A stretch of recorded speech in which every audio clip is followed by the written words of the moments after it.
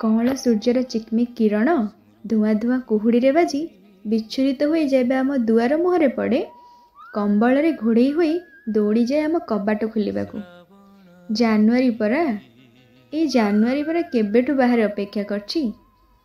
ନଦୀ ମୁହାଣରେ ଡଙ୍ଗା ଦେଖି ମନ ହୁଏ ଟିକେ ବୁଲି ଆସନ୍ତି କି ଆର ପାରିଆଡ଼ୁ। ମୋ ଆଖି ଖୋଲିବା ଆଗରୁ କାଉରାବରେ ଆମ ଚତୁଃପାର୍ଶ୍ୱ ପ୍ରକମ୍ପିତ ହୋଇଯାଏ। ତାକୁ ଶୁଣି ବୋଉ ଡାକ ଛାଡ଼େ, ଗଲୁ ଗଲୁ ବନ୍ଧ ଉପରେ ରୁଟି ଖଣ୍ଡେ ଅଛି, ଦେଇକିନା ଆସିବୁ। ଚଳଚଞ୍ଚଳ ଜାନୁଆରୀଟି ହଳଦିଆ ସୋରିଷ ଫୁଲରେ ସଜେଇ ହୋଇଯାଏ।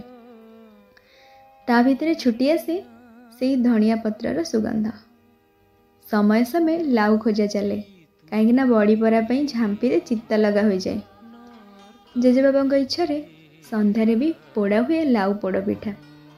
ଶନିବାର ସକାଳେ ଦହିବରାବାଲା ଆସି ଠିଆ ହୋଇଯାଏ ଆମ ସ୍କୁଲ ଆଗରେ ପରା। ପ୍ରତି ସ୍କୁଲର ବାର୍ଷିକ ମହୋତ୍ସବ ବୋଧେ ଏଇ ମାସରେ ପଡ଼େ। ତା ସହ ବଣଭୋଜିର ପସରା ବସେ ସାଙ୍ଗସାଥୀଙ୍କ ମେଳେ, କେବେ କେବେ ପରିବାର ବର୍ଗଙ୍କ ଭିତରେ। ଏଇ ଥଣ୍ଡା ଥଣ୍ଡା ଶୀତରେ ଭାସି ଆସେ ମୋର ସେଇ ସ୍କୁଲ ଡ୍ରେସ୍ର ବାସ୍ନା। ତା ସହିତ ମୋ ସ୍କୁଲ ବ୍ୟାଗ୍ରେ ସଜା ହେଇଥିବା ବହିର ବାସ୍ନା ବି। ସେଥିପାଇଁ ମୋ ପ୍ରିୟ ସାଇକେଲକୁ ଦେଖି ମନ ହୁଏ ଯାଇ ଟିକେ ତାକୁ ପୋଛି ଦେଇ ଆସେ। ମୁଁ ସ୍ମୃତି ଶିହରଣରେ ଶବ୍ଦକୁ ଆଧାର କରି ଲେଖିଯାଏ କିଛି ଗଳ୍ପ ଆଉ କିଛି କବିତା। ପ୍ରକୃତିର କାଚ ଘରେ ପିଲାଦିନର ପ୍ରତିବିମ୍ବକୁ ଦେଖି ଅନୁଭବ କରୁଥାଏ ମୋର ସେଇ ଅତୀତକୁ।